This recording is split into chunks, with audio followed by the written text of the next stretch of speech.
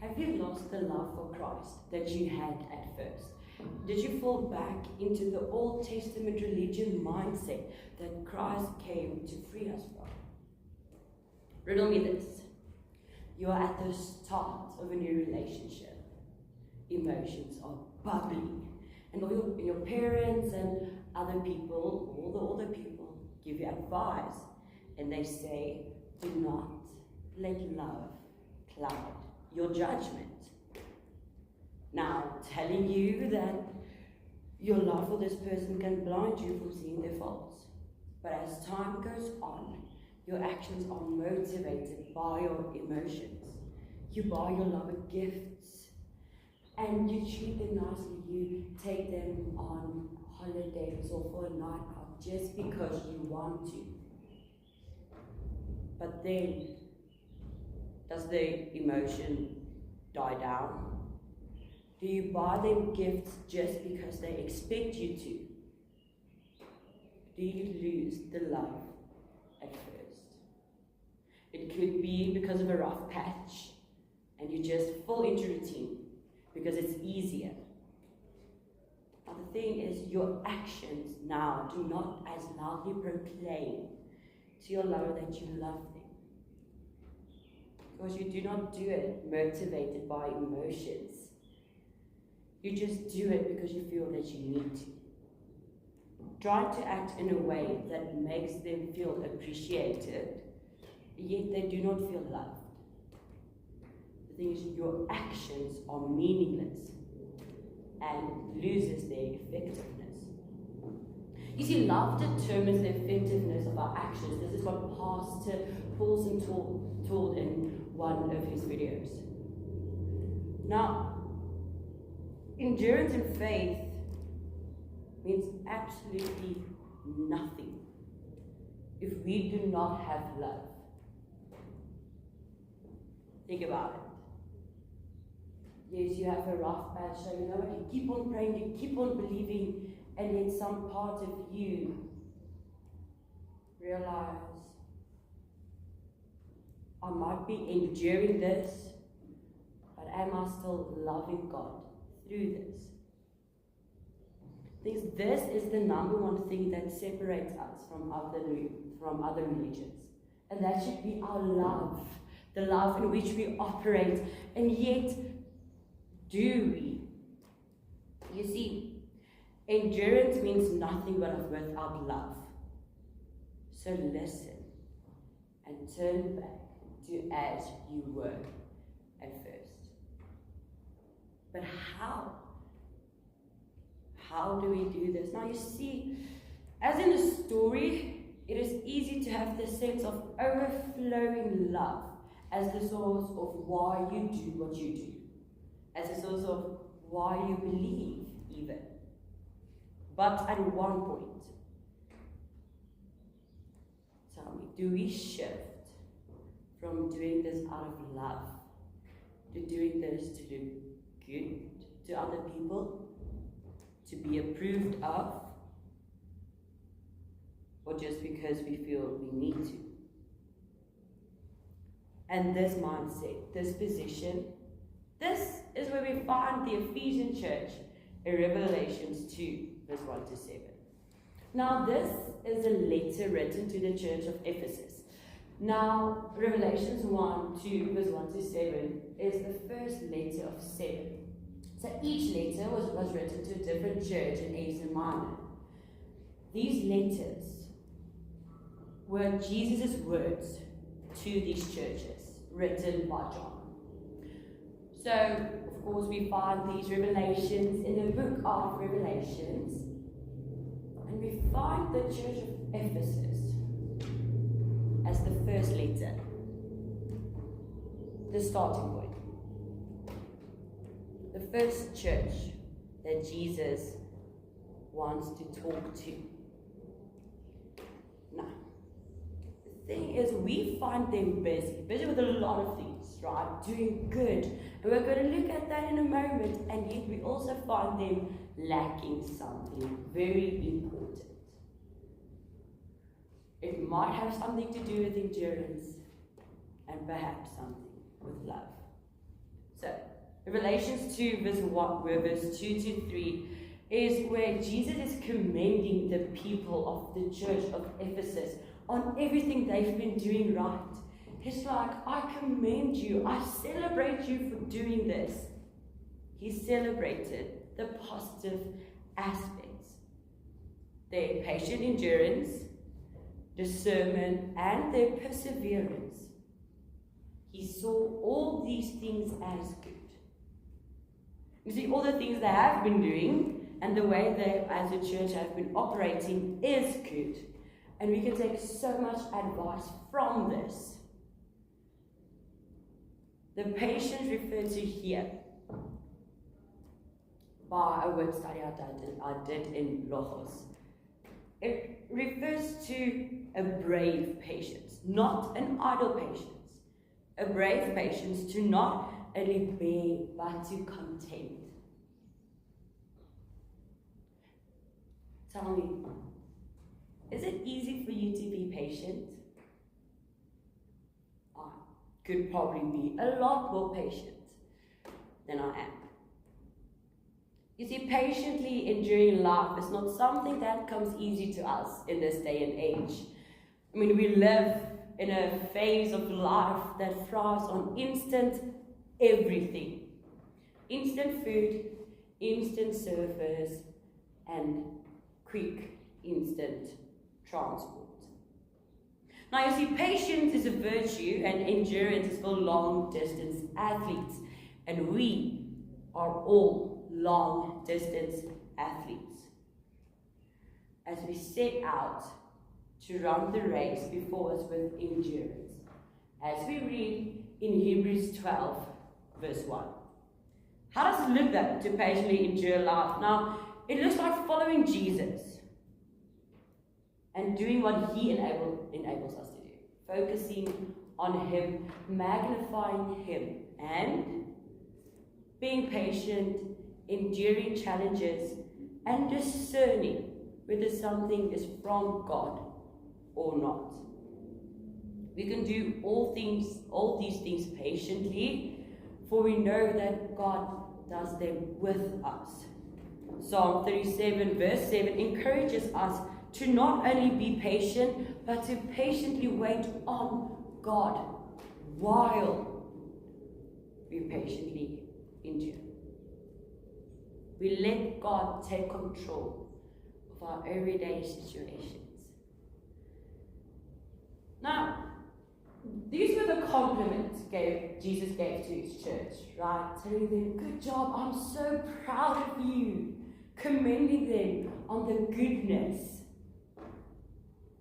But, even though this is something that we can take advice from, we can lead from,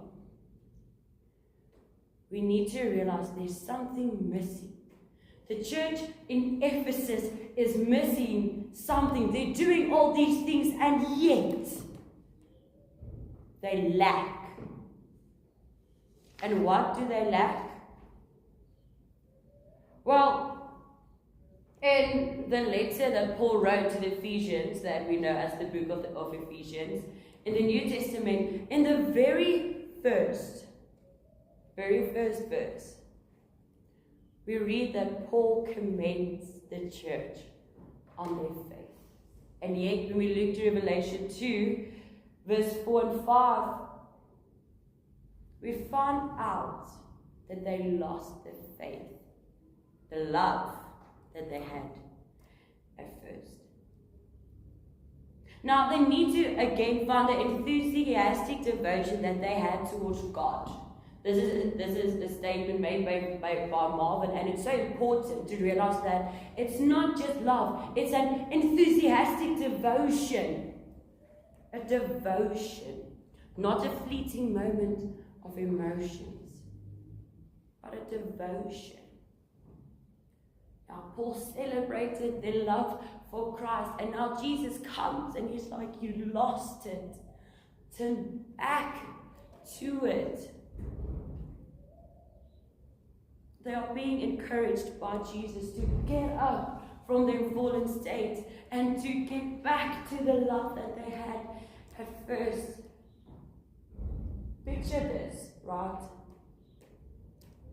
For all of those of you who like sports, it's the start of the new rugby season, right? You got your favorite team, the boys you are backing to win, and you're positive and you're ready. And the first game comes and the team looks amazing, right? They're passionate about what they are doing and it looks promising. And then you get to the end of the season, there have been a few losses, injuries, and now the team on that field is not the same team you started to back at the beginning. They lost their passion, that enthusiastic devotion to the sport they are playing. They lost it.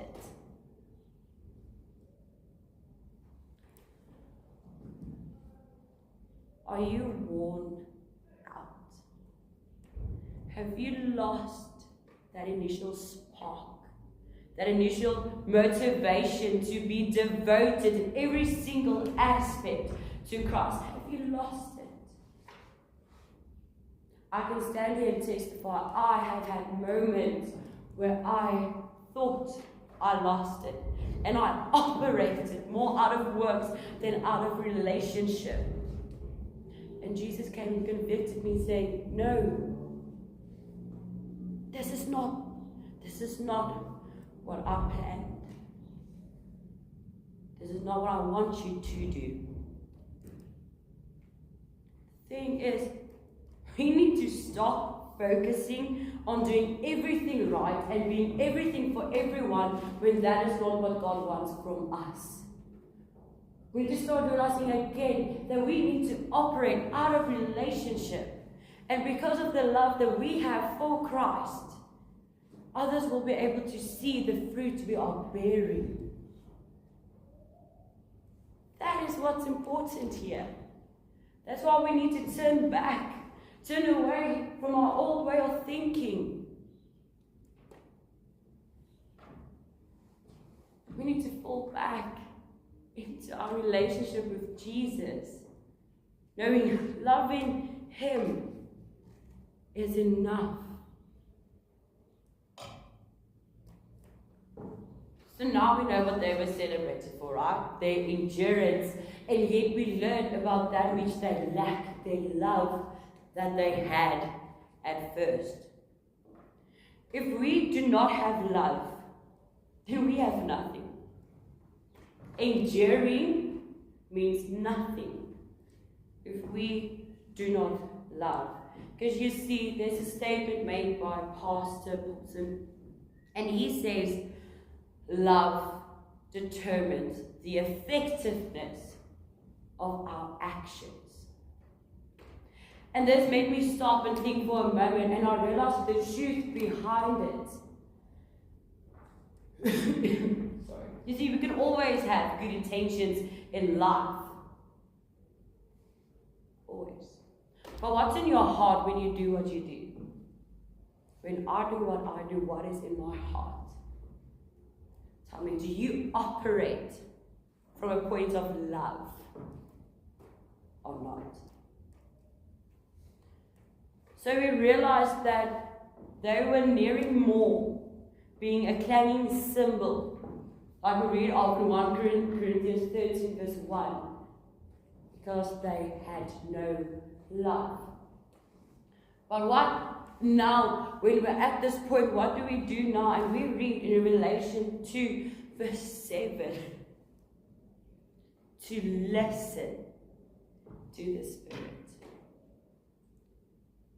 I mean, do we truly listen? It ends with Jesus saying, he who has an ear, let him hear what the Spirit says to the churches. Now, this is very similar to what Jesus said in Matthew 11 verse 13 of, he who has ears, let him hear. Why is it so important for us to realize that we need to listen? The thing is, what are we listening to is the other question we need to ask ourselves. we listening to? Are we listening to the gentle reproof of our Father in heaven? Or are we listening to the world? Are we stuck in Old Testament religion that Jesus died to set us free from so that we can live in relationship with God?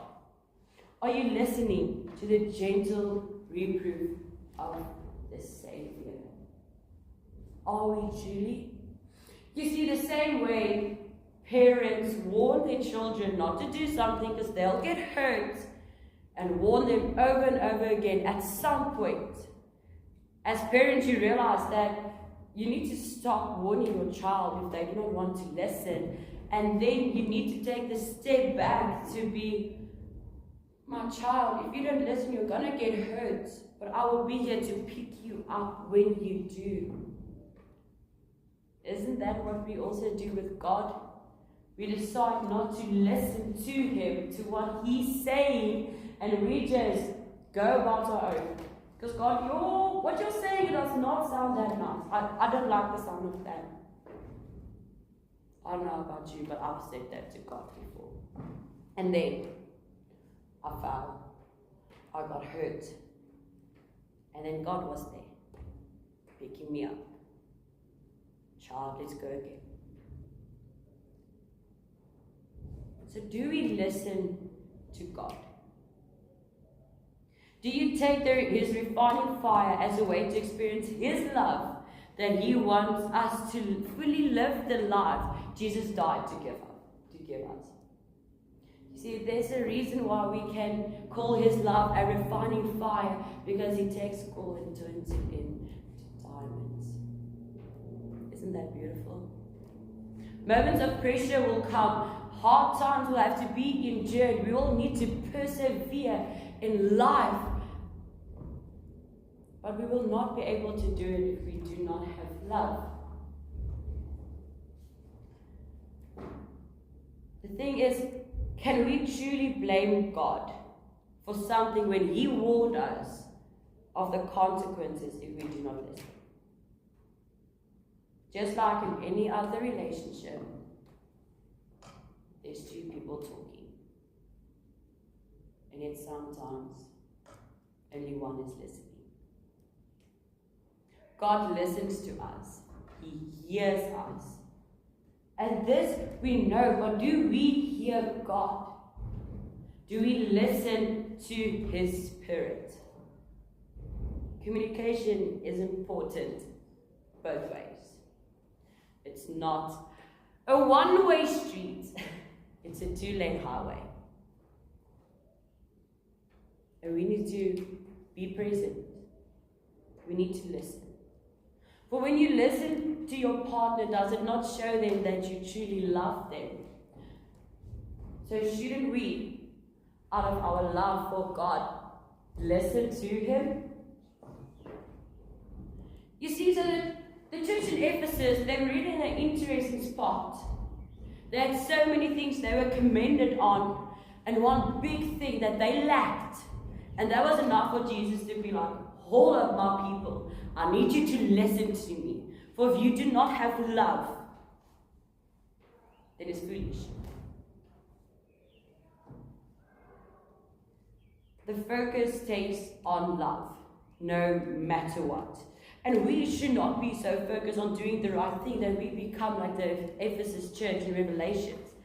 That we focus so much on just doing what is right and persevering and discerning, and then needing to get a letter.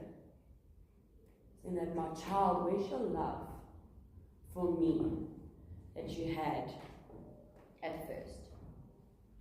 Having endurance without love means nothing. And we need to listen to the Holy Spirit prompting us. So we are being encouraged not only to endure, but to endure in love. For endurance means nothing without love. So listen and turn back. Remember, love determines the effectiveness of our actions, as Pastor Paulson so wildly puts it. So, What now? Tell me, do you always operate out of love or not? If you came here with someone today, I want you to turn to one another. If you did not, quickly, get up your phone. I know you've been on the Bible app. Open WhatsApp and go to a contact that you truly trust. We're going to need accountability for this one. My challenge for you is to be aware of your intentions of everything you're doing. Can you truly say in every single situation that you have been operating out of love? Remember, love determines the effectiveness of our actions, and endurance means nothing without love. So during this week, when you're doing something, when you're at work, at school, at university, wherever you find yourselves, if you do something and you question if you've done it out of love, send your accountability partner a message.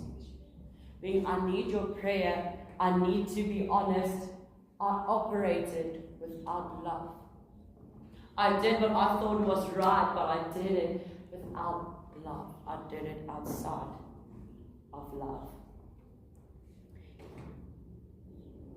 I want us to do this because this will help us to shift from operating out of a works mindset into a love mindset.